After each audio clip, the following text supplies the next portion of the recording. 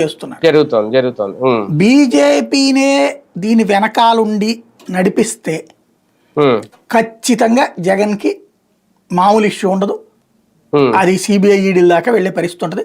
విజయసాయి రెడ్డి కనుక అట్లాగా ఒప్పుకుంటే బీజేపీ చేస్తుందా లేదా అనేది రాబోయే రోజుల్లో తేలుతుంది. అంటే జగన్ మీద కోపంతోనో ద్వేషంతోనో తనకి పార్టీలో అన్యాయం జరిగిందో అని కసితో కొట్టడం వేరు, లేదు ఆయన్ని ఎవరో ప్రోత్సహించో ఒత్తిడి చేసే ప్రోద్బలంతోనో బయట పెట్టడం వేరు.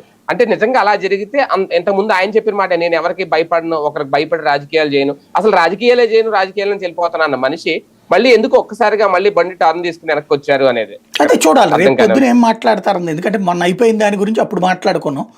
మళ్ళీ ఇప్పుడైతే రేపేం మాట్లాడతారన్న దాని మీదనే మనం మాట్లాడాల్సి ఉంటది. విచారణకి పిలిచింది కూడా సాక్షిగానే.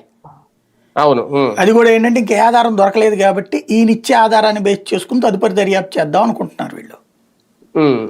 కాబట్టి చూడాలి ఏం చేస్తారనేది. అంటే ఈయన ట్రాప్ వేస్తే ట్రాప్ లో పడే మనిషి విజయసాయి రెడ్డి అట్లాంటి క్యారెక్టర్ ఏం కాదు. ఇంకా ఎదురెత్తులు వేయడంలో సిద్ధవస్తుడు ఆయన.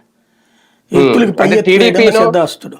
టీడీపీనో లేదంటే చంద్రబాబు గారు ట్రాప్ వేసి విజయసాయి రెడ్డిని అప్రూవర్ గా మార్చి వైసీపీనో జగన్ నో అరెస్ట్ చేయడానికి ఈయన అయితేనే ఒక ఆయుధంగా మారతారు అనేది కూడా అలా ఏమన్నా ట్రాప్ లో పడ్డారనుకో. అట్లా అయితే గనక విజయసాయి రెడ్డి ఇట్లాగా ఆగి ఉండేవాళ్ళు కదా, ఇప్పటికి అయిపోయింది కథ అంతా కూడా.